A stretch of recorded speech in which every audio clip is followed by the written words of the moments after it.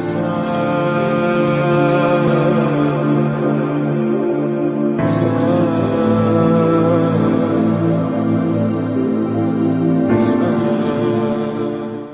حول ولا قوة إلا بالله العلي العظيم حسبنا الله ونعم الوكيل نعم المولى ونعم النصير أعوذ بالله من الشيطان اللعين الرجيم بسم الله الرحمن الرحيم الحمد لله رب العالمين والصلاة والسلام على أشرف الأنبياء والمرسلين سيدنا ونبينا والشفيع ذنوبنا مولانا أبي القاسم محمد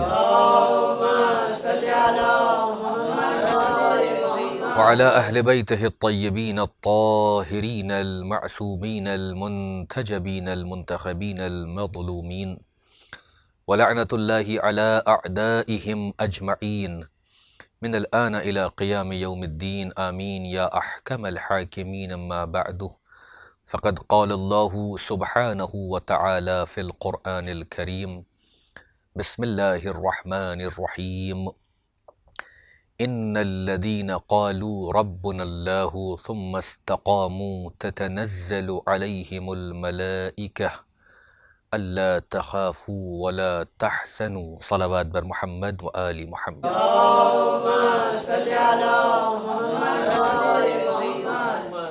عزاداران ابو عبداللہ الحسین علیہ السلام، اسلام دین عقیدہ و عمل کے عنوان پر جس عشرہ مجالس کا انعقاد کیا گیا ہے، بحمد اللہ ہم اس کی آخری مجلس میں آپ کے سامنے اپنے معروضات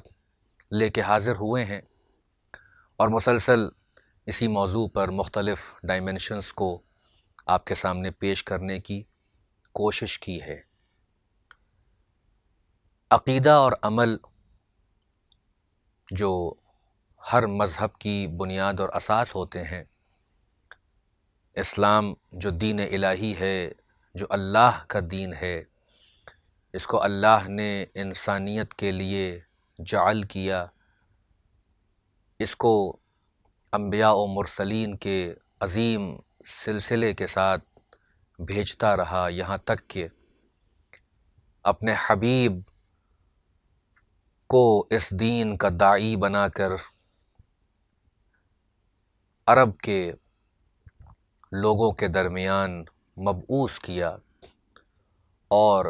تمام عالم انسانیت پر اپنے حبیب کی رسالت اور نبوت کو جاری کیا، یہاں تک کہ رسول خدا صلی اللہ علیہ وآلہ وسلم نے روز غدیر 18 ذی الحجہ 10 ہجری کو اعلان ولایت امیر المؤمنین علیہ السلام کر کے اس دین کو تکمیل تک پہنچایا۔ اللہ نے اس ولایت کے اعلان کے بعد دین کو کامل کیا، نعمت کو تمام کیا اور اس دین سے راضی ہوا۔ آپ مسلسل سن رہے ہیں کہ یہ سورہ فصلت کی آیت نمبر 30 جس کو سرنامہ کلام کے طور پر منتخب کیا ہے، اس میں اللہ نے ہم بندوں کے لیے ایک بہترین اصلاحی پیغام رکھا ہے کہ جس میں عقیدے کی بھی بات ہو رہی ہے اور عمل کی بھی گفتگو ہو رہی ہے۔ ارشاد ہوا کہ وہ لوگ کہ جنہوں نے اللہ کو اپنا رب کہا، ان الذین قالوا ربنا اللہ، اللہ کی ربوبیت کا اقرار کیا، اللہ کو اپنا رب، اپنا خالق، اپنا مالک، اپنا پروردگار مانا، اور اس کے بعد اس اقرار پر استقامت دکھائی، اس پر باقی رہے، اس سے منحرف نہیں ہوئے، اس عقیدے میں کجی نہیں آنے دی، اس عقیدے میں کوئی ملاوٹ نہیں آنے دی، اس کو ہر طرح کی آلائش اور شرک اور کفر سے پاک رکھا اور اس پر مستقیم رہے، تو ان پر ملائکہ نازل ہوتے ہیں اور ان سے کہتے ہیں کہ نہ تمہیں خوف کرنے کی ضرورت ہے، نہ حزن و ملال کی ضرورت ہے، بلکہ وہ ان کو بشارت دیتے ہیں کہ وہ ابشروا بالجنت التی کنتم توعدون، اور تمہیں اس جنت کی بشارت کہ جس کا تم سے وعدہ کیا گیا، یا دوسرے لفظوں میں جنت کا مزہ لو جس کا تم سے وعدہ کیا گیا تھا۔ یعنی انسان اگر عقائد حقہ کو مان لے اور اس پر آ جائے اور اس کے بعد عملی دنیا میں استقامت دکھائے، بلندی کردار کو رکھے، جو وعدہ کیا ہے اللہ سے اس کو پورا کرے، جو عہد و میثاق اللہ سے اور اس کی حجتوں سے کیا ہے اس پر برقرار رہے، چاہے کتنی مصیبتیں کیوں نہ ہو، چاہے کتنی پریشانیاں ہوں، چاہے کتنے ٹرائلز اینڈ ٹریبیولیشنز ہوں، وہ اپنے وعدے پر باقی رہے، اپنے عہد و میثاق پر باقی رہے، تو ایسا شخص مستقیم ہو جاتا ہے، نہج حق پر ڈٹا رہتا ہے، اور اس کا یہ استحکام، اس کی یہ استقامت اسے اللہ سے نزدیک کر دیا کرتی ہے کہ اس پر ملائکہ کا نزول ہوتا ہے، ملائکہ اس کے پاس آتے ہیں اور کہتے ہیں کہ ہم اس دنیا میں بھی تمہارے دوست تھے اور اس دنیا کے بعد بھی ہم تمہارے دوست رہیں گے اور تمہیں کبھی اکیلا نہیں چھوڑیں گے۔ ایک صلوات بھیج دیں محمد و آل محمد۔ کل کی مجلس میں جس بات کو آپ کے سامنے چھیڑا تھا اسی کو کنٹینیو کر کے آج چند باتیں آپ کے سامنے کرنا ہے، کیونکہ جو موضوع کا حق ہے وہ تو اس 10 دنوں میں ادا نہیں ہو سکتا، اور پھر مجھ جیسا کجمج بیان، مجھ جیسا طفل مکتب اس پہ اپنی حیثیت بھر جو تھوڑی بہت روشنی کی کرن ڈال سکا۔ موضوع ابھی تشنا ہے، اس پر اور پتہ نہیں کتنے جہات اور کتنے ڈائمنشن سے گفتگو ہو سکتی ہے، اور اللہ نے توفیق دی انشاءاللہ در مدینۃ العلم سے کچھ عطا ہوتا رہا تو پھر آپ کی خدمت پہ حاضر ہوں گا اور کچھ اور مطالب آپ کے سامنے پیش کروں گا انشاءاللہ۔ آپ نے اس کا ترجمہ سنا اور مسلسل آپ سے اسی ترجمے کی روشنی میں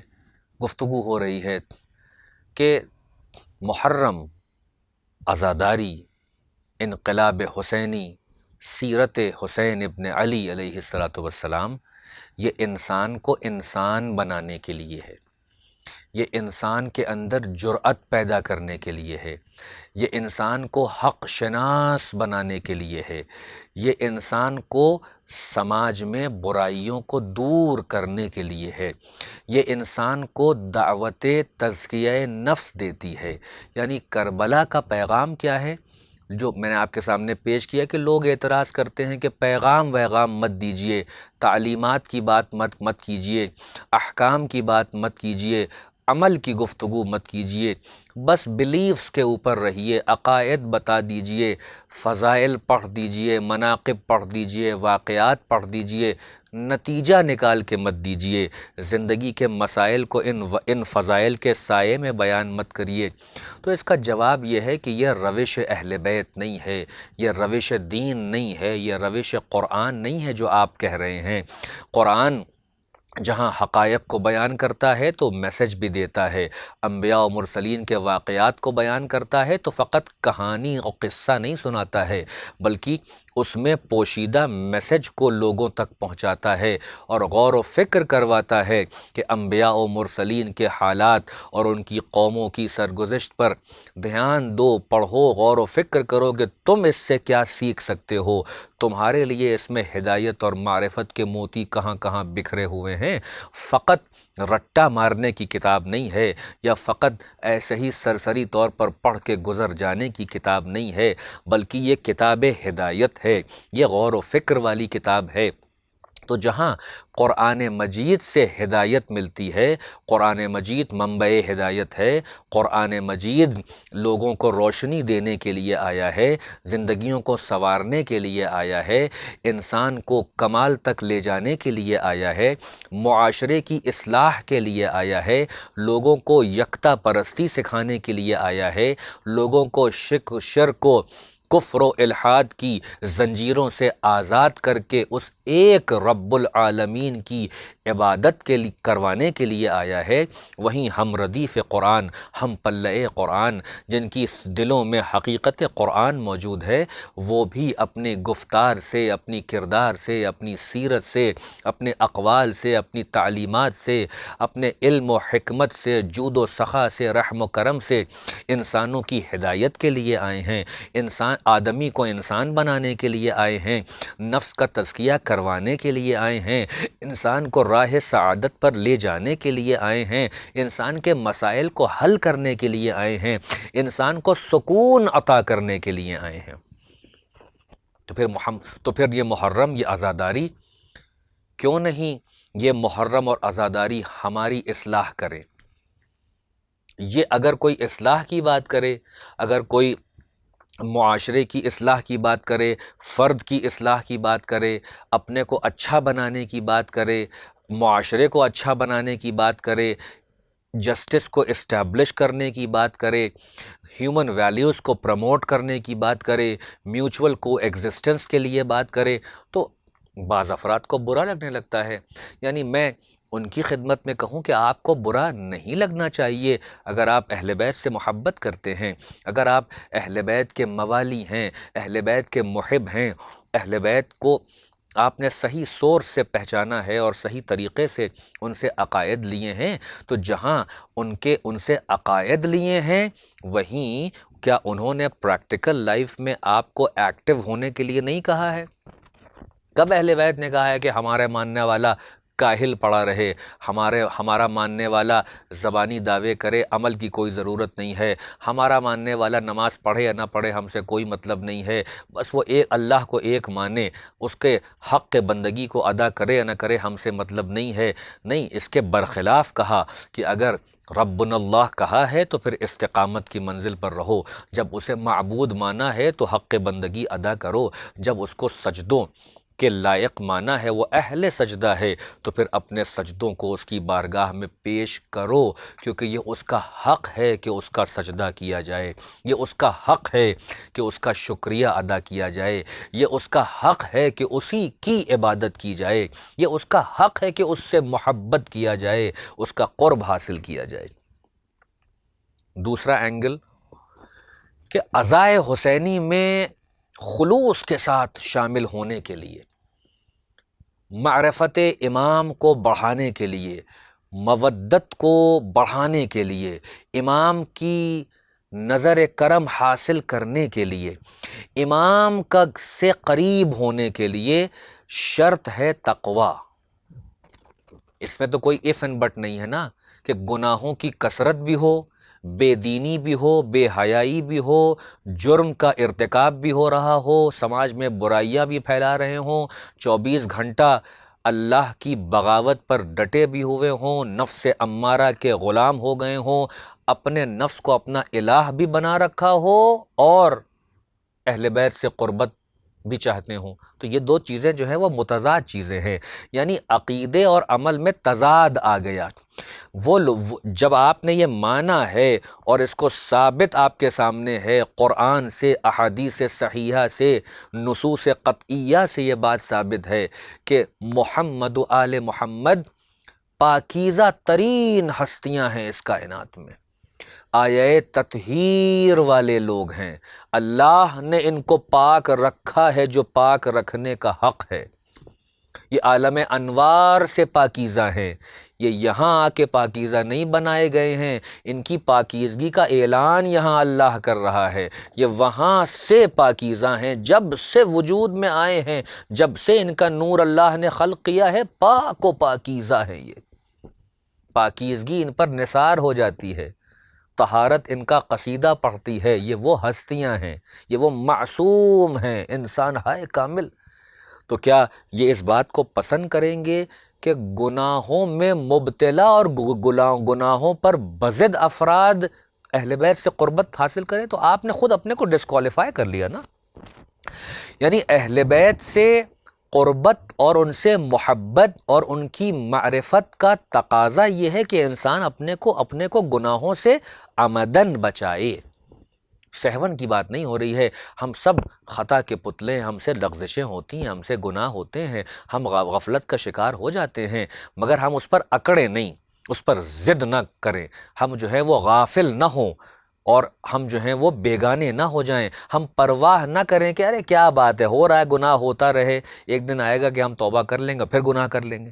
خدا نہ خواستہ اگر یہ وائرس ہے تو اس کا مطلب پھر عقیدہ صحیح دل میں نہیں اترا، ورنہ عمل ایسا نہیں ہوتا۔ اگر واقعاً یہ عقیدہ ہے کہ اللہ ہر وقت ہمیں دیکھ رہا ہے، یہ دو فرشتے ہمارا حساب و کتاب لکھ رہے ہیں، ہمارا نامہ اعمال ائمہ معصومین بالخصوص وقت کے امام رسول خدا اور امیر المومنین کے سامنے ہر شب جمعہ پیش کیا جاتا ہے، میں اپنے نفس کو سب سے پہلے کہوں کہ پھر میں کیوں گناہ کر رہا ہوں، پھر میں کیوں عقیدے اور عمل میں تفاوت پیدا کر رہا ہوں، دوری پیدا کر رہا ہوں، تضاد پیدا کر رہا ہوں۔ میرا عقیدہ ہے کہ میرا امام مجھے دیکھتا ہے، میرے نامہ اعمال اس کے سامنے پیش ہوتے ہیں، تو کیا ایک چاہنے والے کی یہ ذمہ داری نہیں ہے؟ کیا محبت کا یہ تقاضا نہیں ہے؟ کیا مودت کا یہ تقاضا نہیں ہے؟ کیا مر مٹنے کا یہ تقاضا نہیں ہے اہل بیت پر کہ پھر ہم اپنے اعمال کو درست کر کے ان کی بارگاہ میں بھیجیں، پھر ہم انہیں خوش کرنے کی کوشش کریں، پھر ہم انہیں سرور دینے کی کوشش کریں، پھر ہم ان کی مرضی کے مطابق زندگی جینے کی کوشش کریں۔ یہی تو کہا جا رہا ہے کہ محرم میں آنے کے بعد عزائے حسینی میں پوری خلوص کے ساتھ شامل ہونے کے لیے اور اس طریقے سے گریہ کرنے کے لیے کہ جو حق گریہ ہے، یہ تبھی ممکن ہو پائے گا کہ جب ہم اپنے نفس کا تزکیہ کریں، جب ہم کردار سازی کریں، جب ہم امام حسین سے وہ بیش بہا موتی لیں کہ جو انہوں نے تعلیمات کے ذریعے، فقرات کے ذریعے، اپنے اقوال کے ذریعے، اپنے انقلاب کے ذریعے، اپنی سیرت کے ذریعے، اپنے کردار کے ذریعے اپنے چاہنے والوں تک اور عالم انسانیت تک پہنچایا ہے۔ تو ان موتیوں کی تلاش میں ہمیں نکلنا پڑے گا، ہمیں غور و فکر کرنا پڑے گا، ہمیں اپنے آقا کو چاہنے کے لیے اپنے کو اور پاکیزہ کرنا ہوگا تاکہ ہم ان سے واقعاً محبت کر سکے، تاکہ ہم ان کے انقلاب سے درس لے کے زندگیوں میں انقلاب برپا کر سکیں، تاکہ ہم میں وہ استقامت آ جائے، وہ استحکام آ جائے کہ ہم کبھی بھی کسی موقع پر کسی عقیدے میں کسی شک کے مرتکب نہ ہونے پائیں، ہم وہ ڈٹے رہیں، وہ چٹان بنے رہیں کہ زمانہ ہم کو مٹانے کے لیے جو ہے وہ خود مر مٹ جائے، ہم کو توڑنے کی کوشش کرے، ہم کو اغوا کرنے کی کوشش کرے صراط مستقیم سے، مگر ہم دامن اہل بیت کو اس قدر مضبوطی سے پکڑیں کہ نہ ہم قرآن سے دور ہونے پائیں، نہ ہم اہل بیت سے دور ہونے پائیں۔ صلوات بھیج دیں محمد و آل محمد پر۔ یہ ہے، اس لیے اس بات کو عرض کیا کہ زیادہ گریہ کرنے کے لیے، زیادہ خلوص سے عزاداری کرنے کے لیے، رات بھر اس عبادت میں جاگنے کے لیے، رات بھر آہ و بکا کرنے کے لیے اپنے کو سادگی کی زندگی میں ڈھالیں، اپنی عادت و اطوار کو بدلیں، اپنے کو امام حسین کے لیے وقف کر دیں۔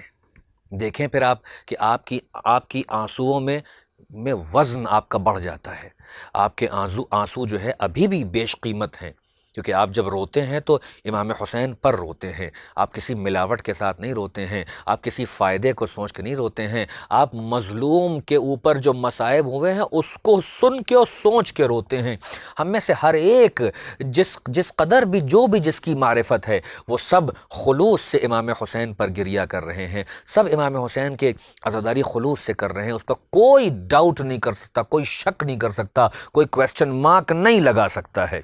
میں ان لوگوں سے بھی کہوں گا کہ جو عزاداروں پہ تانا کستے ہیں، عزاداروں کی عقیدت پر انگلی اٹھاتے ہیں، آپ کو حق نہیں ہے انگلی اٹھانے کا، آپ کو حق نہیں ہے کہ آپ ریاکاری کا الزام لگائیں، اس لیے کہ ریا باطن سے ہوتی ہے، باطن تک آپ کی رسائی نہیں ہے۔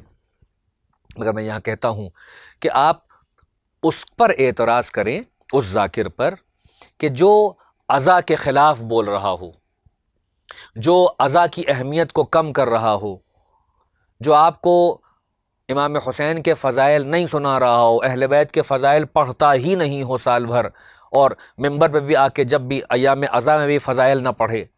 آپ اس سے تقاضا کریں کہ بھائی فضائل اہل بیت بھی سنائیں، مناقب اہل بیت بھی سنائیں، ان کے کمالات بھی ہم کو بتائیں، ان کے درجات سے بھی ہم کو تھوڑا بہت روشناس کرائیں، ان کے مقامات علیہ پر تھوڑا سا گلمپس ڈال دیں، ہلکی سی نظر تو ڈالیں۔ جو روایات میں، جو احادیث صحیحہ میں، جو زیارات کے فقرے ہیں جہاں پر بڑے بڑے جملے ہیں کہ جن میں عرفاء غوطہ زن ہو جاتے ہیں تو عقلیں دنگ ہو جاتی ہیں کہ کن نفوس قدسیہ کو اہل البیت کہا جاتا ہے، وہ سب اگر کوئی ایسا نہیں کر رہا ہے تو آپ اس پر اعتراض کریں، اور یا اگر وہ عقائد حقہ کے خلاف جا رہا ہے، اصول عقائد میں ڈنڈی مار رہا ہے، اہل بیت کی تنقیص کر رہا ہے، تحقیر کر رہا ہے، تقصیر کر رہا ہے، اگر تو آپ کا حق ہے کہ آپ اس سے سوال کریں، علمی سوال کریں، ایکیڈیمک ڈسکشن کریں۔ آپ کا حق ہے کہ آپ اس سے پوچھیں کہ یہ بات آپ نے کیسے پڑھ دی، کیا آپ کو اہل بیت کا مرتبہ نہیں معلوم ہے، کیا آپ کو مقامات سامیہ اہل بیت کے نہیں معلوم ہیں، کیا آپ کو نہیں معلوم ہے کہ یہ حجت اللہ البالغہ ہیں، یہ اللہ کی ولایت عظمیٰ کے حامل ہیں، اللہ نے ان کو اپنے لیے پیدا کیا ہے اور ان کے لیے پوری کائنات کو پیدا کیا ہے۔ کیوں اللہ نے کیا آپ نے یہ حدیث قدسی نہیں سنی ہے کہ اللہ کہہ رہا ہے کہ کنت کنزا مخفیہ، میں صفات و جمال کا چھپا ہوا خزانہ تھا، فاحببت ان اعرف، پھر میں نے چاہا کہ میری معرفت حاصل کی جائے، مجھے پہچانا جائے، فخلقت الخلق، پھر میں نے خاص مخلوق کو پیدا کیا، لکی اعرف، تاکہ مجھے پہچانا جائے۔ یعنی اللہ نے لولا لما خلقت الافلاک کہہ کے بتایا کہ یہ جو کچھ بھی جس میں موشن پایا جاتا ہے، فلک کہتے ہیں جس میں حرکت پائی جائے، موشن پایا جائے، اس پوری کائنات میں حرکت پائی جاتی ہے، موشن پایا جاتا ہے، تغیر و تبدیلی پائی جاتی ہے، یہ پوری کاسموس اے محمد و آل محمد ہم نے آپ کے لیے پیدا کی ہے اور آپ کو اپنے لیے پیدا کیا ہے۔ صلوات بھیج دے محمد و آل محمد پر۔ آپ کے سامنے پیش کیا گیا،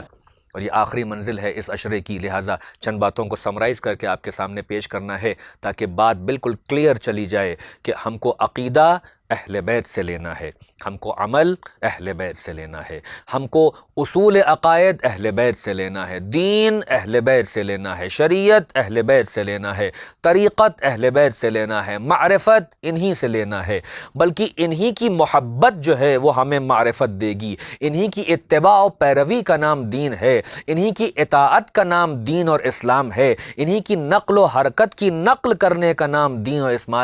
اسلام ہے، انہی کے چشم و ابرو پر نظر رکھنے کا نام معرفت ہے اور مودت اور محبت ہے۔ لہٰذا ان سے ہٹ کے ہم کو کہیں نہیں جانا ہے، بس یہ ہیں ہمارا مرکز، یہ ہیں محور، یہ ہیں مرکز اتحاد، یہ ہیں وہ مرکز کہ جن کو اللہ نے اس کائنات کا مصدر بنایا ہے، صدر نشین کائنات بنایا ہے کہ کائنات ان کے لیے وجود میں آئی ہے، کائنات پر ان کا احسان ہے، بندگان خدا پر ان کا احسان ہے، دین پر ان کا احسان ہے، اسی لیے اللہ ان کا شکریہ ادا کرتا ہے۔ وَسَعْيُكُمْ مَشْكُورًا، اور اے محمد و آل محمد ہم آپ کا شکریہ ادا کرتے ہیں۔ کیا عظمت ہے ان بندگان خدا کی۔ لہٰذا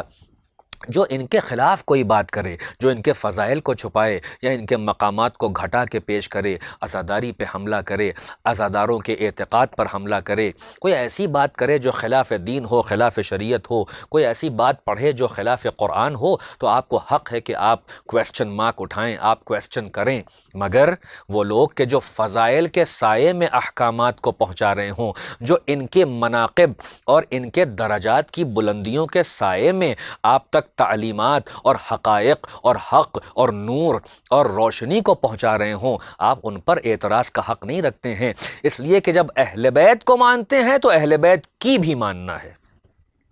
یاد رکھیے گا،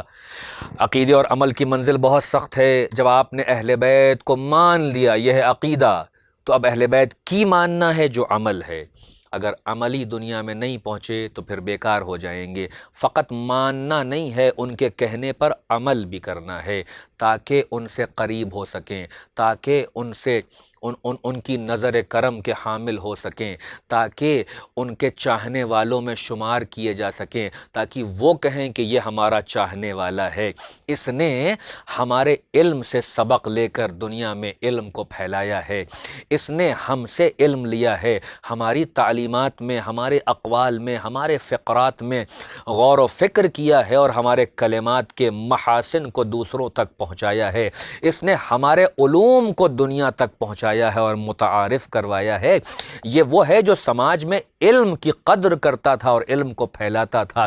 یہ وہ ہے جو بغیر کسی کے کاسٹ اور کلر اور کریڈ کو دیکھے ہوئے اس کی مدد کرتا تھا۔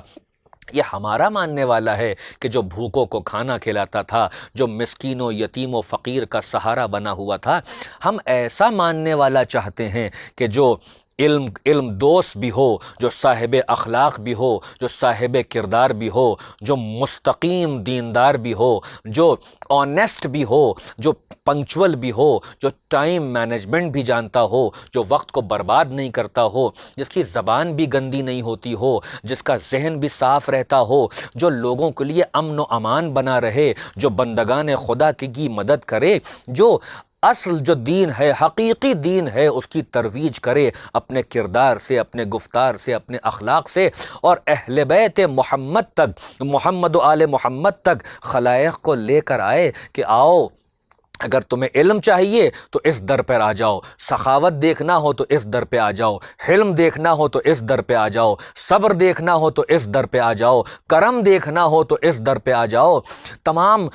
فضائل اور مناقب اور کمالات اگر دیکھنے ہوں تو اس در پہ آ جاؤ، اس در کے گرویدہ ہو جاؤ، اس در والوں کو پہچان لو، تو تمہیں یہاں بھی نجات ملے گی اور وہاں بھی نجات ملے گی، یہاں بھی اصلاح ہو جائے گی، وہاں بھی فلاح ہو جائے گی، یہاں بھی کامیاب ہو جاؤ گے اور وہاں بھی کامیاب ہو جاؤ گے۔ صلوات بھیج دیں محمد و آل محمد۔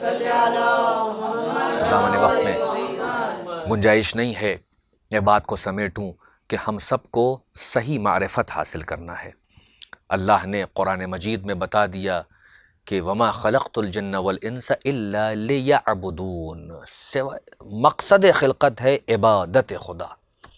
مقصد خلقت ہے معرفت حق والوں کی معرفت، اللہ کی معرفت، ان کے ذریعے اس تک جانا۔ لہٰذا عبادت اگر محدود ہو گئی ہوتی، عبادت اگر چند اٹھنے اور بیٹھنے اور ارکان کا نام ہوتی، تو پھر ہم زندگی کے بیشتر حصے میں غرض خلقت سے دور ہو گئے ہوتے، مقصد خلقت کے خلاف چلے گئے ہوتے۔ وہ کتنا کریم ہے کہ اس نے عبادت کو وسیع مفہوم دیا ہے، اور اس نے اپنے منتخب بندوں کے ذریعے، اپنے مصطفیٰ بندوں کے ذریعے، اپنی حجتوں کے ذریعے ہم تک یہ ہدایت پہنچائی کہ جو بھی ہماری مرضی کے مطابق عمل کرے گا وہ عمل عبادت شمار ہوگا۔ اب اگر وہ ہماری مرضی کے مطابق ایک پیر آگے بڑھا رہا ہے تو اس کا قدم آگے بڑھانا عبادت ہوگا۔ اگر وہ اسکول میں جا کے پڑھا رہا ہے تو پڑھانا عبادت، اگر وہ تعلیم حاصل کرنے جا رہا ہے تو تعلیم کا حصول عبادت، اگر وہ بچوں کی پرورش کر رہا ہے تو بچوں کی پرورش عبادت، اگر وہ ایک خاتون شوہر کی خدمت کر رہی ہے اور گھر کی جو ہے وہ دیکھ بھال کر رہی ہے، امور خانہ داری میں مصروف ہے، تو یہ عبادت ہے۔ بچے کی پرورش عبادت ہے، شوہر کا زوجہ کے حقوق کا خیال رکھنا عبادت ہے، محبت سے زوجہ سے پیش آنا، اسے جو ہے اس کے حقوق ادا کرنا عبادت ہے، بہنوں اور بیٹیوں کو میراث میں ان کا حق دینا عبادت ہے، اور ان کی تعلیم کا انتظام کرنا، ان کے حقوق کو ادا کرنا، ان کی عزت کرنا، عورتوں کا مردوں کی عزت کرنا، مردوں کی ولایت کے سائے میں رہنا، الرجال قوامون علی النساء کے تحت اپنے ولی کی اطاعت کرتے رہنا، اور ولی ان لوگوں کی جو ہے سے محبت سے پیش آئے، ان کے حقوق کو ادا کرے، ان پر جو ہے وہ جلاد کی طرح حکم نہ چلائے، نہ ان پر ظلم کرے، بلکہ ان کو مہر و محبت سے رکھے۔ ماں باپ کا احترام کرنا عبادت، ماں باپ کی خدمت کرنا عبادت، استاد کی خدمت کرنا عبادت، اپنے ملک کو بہتری کی طرف لے جانا اور یہاں پر روحانیت کو پروموٹ کرنا عبادت، ہیومن ویلیوز کو پروموٹ کرنا عبادت، تمام فرقوں کے ساتھ محبت سے، اخوت سے رہنا عبادت، اپنی ڈیوٹیز کو انجام دینا عبادت، اللہ کی راہ میں لوگوں کی مدد کرنا عبادت، اہل بیت کے نام پر غریبوں کو کھانا کھلانا عبادت، سبیل حسینی کا لگانا عبادت، مجلس میں آ کے ذکر محمد و آل محمد کو سننا افضل ترین عبادت، ماتم کرنا عبادت، اللہ کی راہ میں اہل بیت کی محبت میں مجلسوں کا انعقاد کرنا عبادت، ذاکری کرنا عبادت، ذکر اہل بیت کو سننا عبادت، مصائب میں رونا عبادت، آنکھوں کا اشک بار ہونا عبادت، مصلی پر آنا عبادت، خلوت میں پاکیزہ رہنا عبادت، جلوت میں کردار کی پاکیزگی کا بھرم رکھنا عبادت۔ یعنی جس بھی ڈائمنشن آف لائف میں انسان ہو، وہ سانس بھی لے رہا ہو تو شکر الہی کے ساتھ لے تو یہ عبادت ہے۔ اللہ نے اسی لیے اس عبادت کو اتنی وسعت عطا کی ہے، اور عبادت کے نمونے ہمارے سامنے اہل بیت کے کردار میں رکھ دیے ہیں کہ دیکھو یہ ایسے بندگان خدا ہیں، یہ میرے ایسے محبوب بندے ہیں، یہ میرے کامل بندے ہیں کہ ان کی ہر ادا کا میں نے قصیدہ پڑھا ہے۔ یہ چلیں تو میں قصیدہ پڑھتا ہوں، یہ بیٹھ جائیں تو میں قصیدہ پڑھتا ہوں، ارے یہ کسی کو کچھ دے دیں تو آیت اترتی ہے، یہ عمل کرتے ہیں تو آیت اترتی ہے، آیت اترتی ہے تو یہ عمل کر کے بتاتے ہیں، یہ اگر رکوع میں سائل کو انگوٹھی دے دیں تو آیت اتر آتی ہے، یہ بھوکے ہوں اور روزے سے ہوں اور افطار کے وقت یہ مسکین و یتیم و اسیر کو روٹیاں دے دیں تو پورا سورہ نازل ہو جاتا ہے۔ آؤ دیکھو کہ ان کی ایک ایک ادا جو ہے وہ عبادت ہے، لہٰذا جو ان کا چاہنے والا ہے، جو ان کا ماننے والا ہے، وہ انہی سے عقیدہ بھی لے گا اور اسی عقیدے کے مطابق عمل بھی کرے گا، وہ اہل بیت کے اقوال پر بھی نگاہ رکھے گا، وہ اہل بیت کے عقائد کو اپنے اندر استوار کرے گا اور راسخ کرے گا، اور اہل بیت کے عمل پر بھی نگاہ رکھے گا، اہل بیت کی پریکٹیکلٹی پر بھی نگاہ رکھے گا، اہل بیت کی تعلیمات پر بھی نگاہ رکھے گا۔ ہاں عزیزان محترم، میں نے آپ کی زحمت کو تمام کیا۔ یہ عشرہ مجالس جو اسلام دین عقیدہ و عمل کے عنوان پر تھا، اپنی تھوڑی بہت کوشش کر کے اپنی جہالت کے اعتراف کے ساتھ کہ آپ تک پہنچایا کہ دیکھیے کربلا معلی، انقلاب حسینی، عزاداری حسین، یہ وہ ہے کہ جو استقامت سکھاتی ہے، کربلا بلندی عطا کرتی ہے، کربلا شرف انسانیت کو سمجھاتی ہے، کربلا سکھاتی ہے کہ دیکھو جب قالوا ربنا اللہ کہہ دیا تو استقامت کی منزل پر آ جاؤ، استحکام کربلا عطا کرتی ہے، استقامت کربلا عطا کرتی ہے، ثم لم یرتابوا کی منزل کربلا عطا کرتی ہے۔ ہاں عزاداران حسین، آپ مسلسل مصائب کو سنتے چلے آ رہے ہیں، اب دامن وقت میں گنجائش نہیں ہے کہ اس سے زیادہ بیان ہو۔ ہاں حسین کی مصیبت وہ ہے کہ جس کے دل میں درد ہے اور جس کے سینے میں انسانی دل ہے، وہ اس عظیم مصیبت پر سر جھکا کر آنسو بہاتا ہے۔ ارے ایسا آقا کائنات میں کہاں ملے گا جو اپنے دشمنوں کو آخری حد تک، آخری دم تک معاف کرنے کے لیے تیار تھا، مگر جب یہ جملہ سن لیا کہ نقتلک لبغض ابیک، ارے ہم آپ کو آپ کے باپ کے بغض میں قتل کرتے ہیں، تو اب حسین نے حجت کو تمام کر دیا۔ اب جو تلوار نکالی تو مقاتل کہتے ہیں کہ حسین نے یہی کہہ کے مارنا شروع کیا۔ اب کہاں بھاگتے ہو اے قوم جفاکار؟ ارے تم نے میرے عباس کو قتل کر ڈالا، تم نے اون و محمد کو قتل کیا ہے، تم نے قاسم کو زندگی میں پامال کر دیا، تم نے میرے ششماہے کو قتل کر ڈالا، تم نے میرے انصار کو بے دردی سے قتل کیا، اب تم میرے خون کے در پہ ہو۔ ہاں عزاداروں، بس دو جملے مصائب کے سن لیں، ارے حسین قتل کر دیے گئے، ارے انصار حسین قتل کر دیے گئے مگر مقصد حسینی زندہ رہا۔ ارے سلام ہو زینب الکبریٰ پر جو مصیبتوں کی یورش برداشت کرتی رہی، استقامت کے جادے پر کھڑی ہیں کہ آئے دنیا دیکھے۔ استقامت اسے کہتے ہیں، عقیدہ اسے کہتے ہیں۔ ارے زینب کی ذات خود عقیدے کی آماج گاہ ہے۔ اللہ پر یقین زینب کی ذات، اللہ پر توکل زینب کی ذات، ارے مصائب میں استقامت زینب کی ذات۔ ہاں زینب اور سید سجاد اور ام کلثوم اور بیبیاں اور بچے، آپ نے سنا کہ زندان کوفہ میں قید ہیں۔ میں نے مقتل میں دیکھا کہ لکھا ہے کہ سخت پابندیوں کے ساتھ قید کیا گیا ہے۔ ارے کوئی تازیانے مارتا ہے، کوئی تانے دیتا ہے، کوئی مذاق اڑاتا ہے، اور سید سجاد کی گردن میں خاردار طوق ہے۔ ہائے رے امام جس کو پابند سلاسل کیے ہوئے ہیں۔ بس عزاداروں ایک واقعہ سن لے اور زحمت کو تمام کیا۔ ہاں یہ ابن زیاد ملعون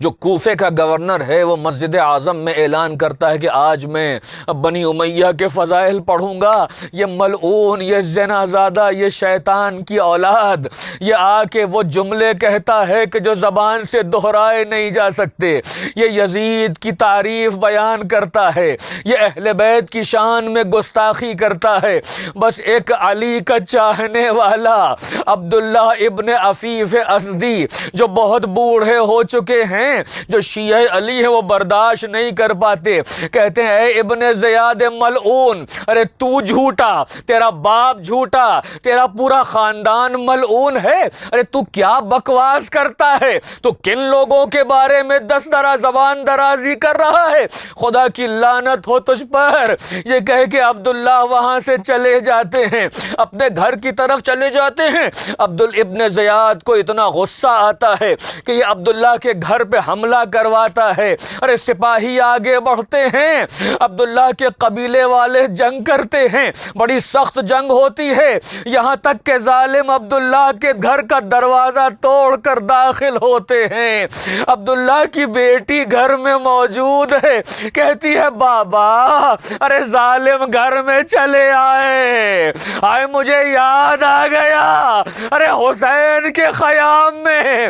بے ادبانہ عدو گھستے چلے گئے، کوئی سکینہ کی بالیاں نوچ رہا تھا، کوئی زینب کی چادر اتار رہا تھا۔ اب بیٹی کہتی ہے بابا یہ تلوار آپ کی ہے۔ ارے عبداللہ نصرت کے لیے آگے بڑھتے ہیں، ابن عفیف نے جنگ کرنا شروع کی۔ ارے بیٹی بتاتی چلی جا رہی ہے، آنکھیں نہیں ہیں، بینا بینا ہیں، بابا ادھر سے آیا دشمن، ادھر سے حملہ کیا، علی کا شہر حملہ کرتا چلا جا رہا ہے، یہاں تک کہ عبداللہ کو قید کر لیا گیا۔ ارے بیٹی کے سامنے اب بابا کو سولی چڑھائی گئی، عبداللہ کے سر و تن میں جدائی ہوئی، اب بیٹی نے گریہ کیا۔ میں کہوں گا اے عبداللہ ابن عفیف کی دختر، ارے آپ کے بابا بڑے شجاعت کا مظاہرہ کیا، نصرت مولا کیا، مگر ذرا کربلا چلے آئیے، آئے سکینہ،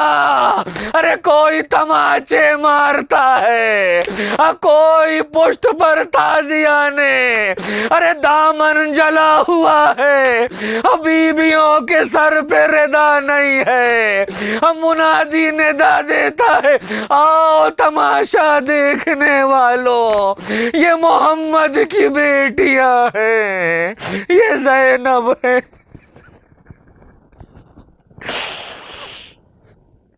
فَسَيَعْلَمُ الَّذِينَ ظَلَمُوا أَيَّ مُنْقَلَبٍ يَنْقَلِبُونَ إِنَّا لِلَّهِ وَإِنَّا إِلَيْهِ رَاجِعُونَ، ورضا بقضائه وتسلیما لأمره ماتم حسین۔